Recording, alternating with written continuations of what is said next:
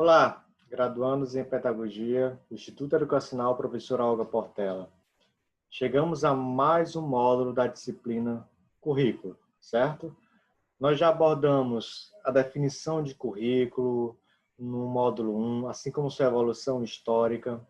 Nós abordamos no módulo 2 as concepções teóricas do currículo, né? Currículo disciplinar, transdisciplinar, interdisciplinar. E agora nós chegamos a outras teorias do currículo que não são nem mais nem menos importantes que as teorias abordadas no módulo anterior, mas são fundamentais, certo? São as teorias críticas e pós-críticas do currículo, tá bom? São aquelas teorias que vêm fazer a crítica daquelas outras teorias que nós estudamos nos módulos anteriores, tá? Eu sou o professor Jonatas Caio Santos Porto e iremos abordar este módulo de forma bem sucinta, porém, qualquer dúvida, não sintam-se limitados a explaná-las nos nossos meios de comunicação, tá bom? Então, currículo. Mais uma vez trazendo o conceito de currículo, que são formações formativas que trazem consigo ideologias e formas instituintes de poder pautadas na opção de formar para legitimar e perpetuar as relações de classe estabelecidas pela sociedade capitalista sem que isso, muitas vezes, esteja explicitado. Caros senhores, isso aqui vocês podem observar que é um conceito bem marxista, ou seja, um conceito bem baseado de cunho socialista, certo? Onde ele fala que o currículo, ele traz ideologias, sim, ele traz formas pautadas no poder, olha só, o poder, e que é simplesmente estabelecidas pela sociedade capitalista, sem que isso esteja necessariamente explicitado. Ou seja, ele está dizendo que o currículo é uma forma de sociedade, de grupos minoritários, porém economicamente favorecidos, de manter a sua hierarquia. Então, o currículo ele se torna uma forma, um documento de manter uma hierarquização, certo? Uma certa ordem social. E um dos principais representantes são exatamente Mitchell Apple e Henri Giraud, né? Henri Giraud, que são dois especialistas estudiosos do currículo, e eles vêm defendendo essa tese, né? Eles vêm defendendo que o currículo ele é uma forma de manutenção social, ele é uma forma de manutenção de uma hierarquia social, uma hierarquia que pode ser, nas palavras de Giraud, vocês vão ver isso na apostila, uma hierarquia opressiva, certo? Onde os senhores, eles definem o que deve ou não ser ensinado, ou seja, os conteúdos que devem ser abordados no currículo e a forma que tais conteúdos devem ser abordados, de forma a manter a sua posição social. É um controle social. E é realmente isso.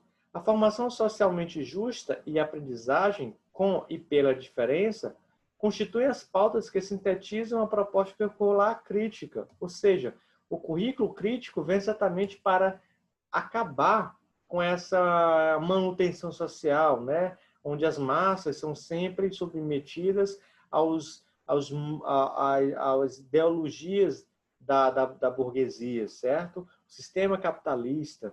Aqui a formação dentro do sistema do currículo crítico, a formação é uma construção de um senso crítico, como o próprio nome já sugere, construída a partir de uma compreensão radical do que seja histórica e socialmente as ideologias das sociedades capitalistas e suas políticas de configuração. Ou seja, não é apenas para formar uma massa operária qualificada, mas formar cidadãos com senso crítico e reflexivo, capaz de questionar a sua posição dentro do contexto social. Então, dentro a teoria crítica do currículo crítico, ela vai exatamente impedir que isso aconteça, olha só. Pessoas sendo simplesmente preparadas para o mercado de trabalho, né? Uma massa de mão de obra, certo? Então, ele vem impedir isso. Dentro desse contexto, entra também o multiculturalismo, que já é uma das teorias pós-críticas, certo?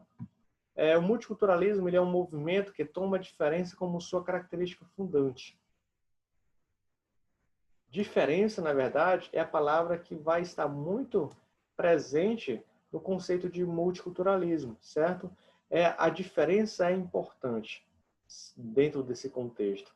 Então, a diferença de pensar, a diferença de se comportar, não são simplesmente, como eu posso dizer, colocadas de lado, vamos dizer, suprimidas. Não, não são suprimidas.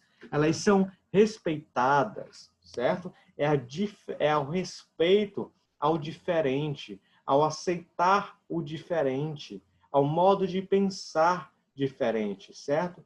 É o diálogo. O multiculturalismo ele vem nisso. E tem um conceito bem interessante nessa figura, diz o quê?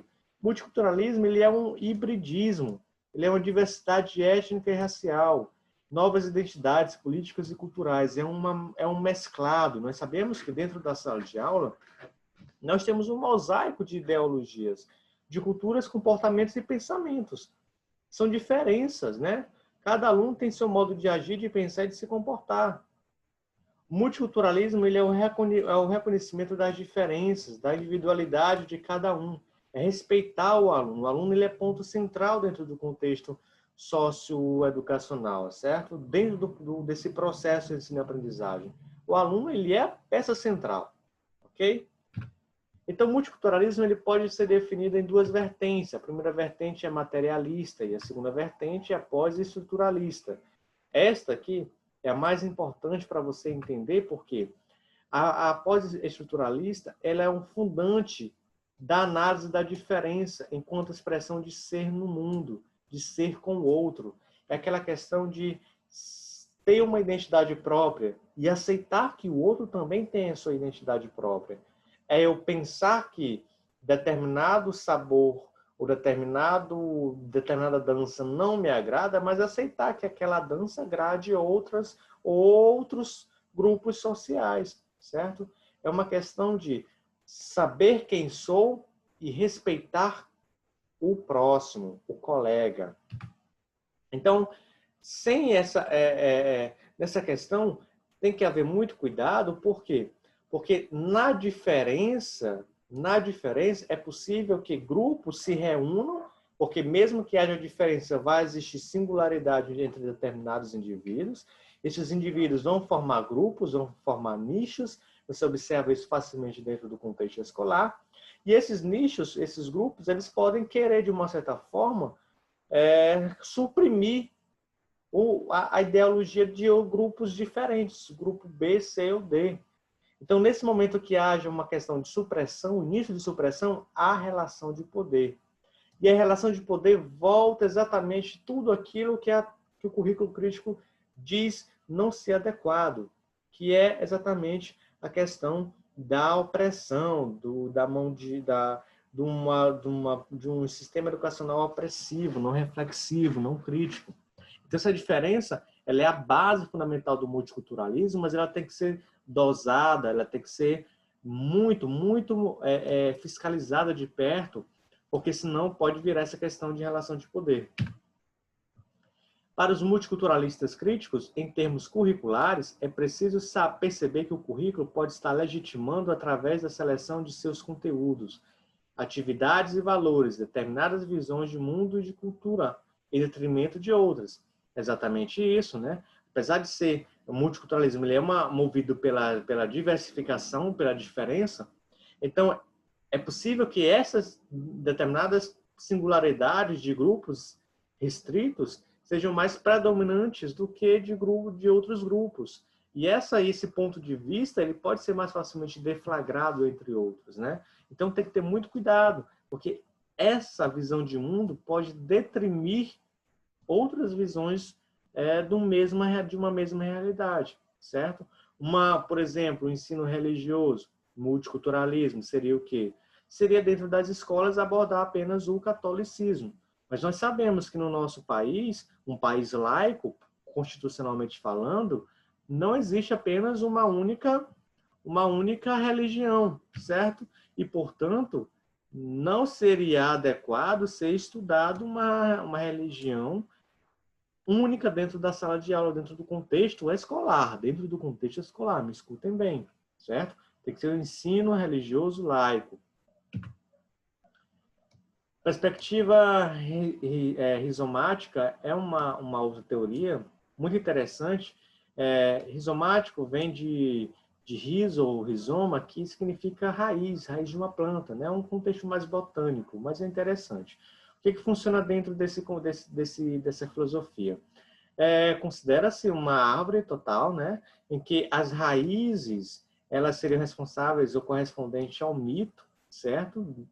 O tronco seria a filosofia, e essa filosofia ela sustentaria todas as demais disciplinas que seriam os galhos, as flores, que seriam as disciplinas de biologia, medicina e química. Então, a perspectiva rizomática é isso, avaliar o sistema dentro de um contexto de uma árvore, em que os termos de currículo não há religação dos saberes a ser perseguida, pois não há como religar o que nunca esteve ligado. Não há como religar a química ao mito, né? Eles não estavam ligados, estavam conectados através da filosofia. Ao contrário, o que precisamos buscar são formas de diálogo na diferença, diálogo na multiplicidade, sem a intenção de reduzir os diferentes ao mesmo, ao uno, certo? Exatamente isso. É buscar a compreensão de diferentes formas de pontos de vista, respeitando. O respeito ele é master nessa filosofia. E nós temos também a visão biológica do currículo, que esclarece-nos que o currículo, no seu processo de construção do conhecimento, não resulta apenas de experiências trazidas de fora para dentro do espaço escolar. E diz também que o currículo, portanto, é o resultado da incorporação das interações da vida dos sujeitos que se manifestam dentro e fora do espaço escolar. O currículo é a expressão da vida plena e indissociável, que resulta da unicidade dos processos vitais e dos processos cognitivos. Ou seja, é uma questão de considerar que o indivíduo ele carrega visões de fora para dentro do ambiente e não de dentro para fora somente. O estilo de vida do indivíduo, a ideologia, seu culturalismo, o ambiente social, cultural que ele foi criado, que ele frequentou, influencia muito, influencia e deve ser levado como importante durante a elaboração do currículo. E nós chegamos ao final. Espero que vocês tenham compreendido, tá? E nós iremos nos encontrar mais à frente através dos meios de comunicação, diferentes meios de comunicação, tá bom? Aguardo vocês. Até lá. Tchau, tchau.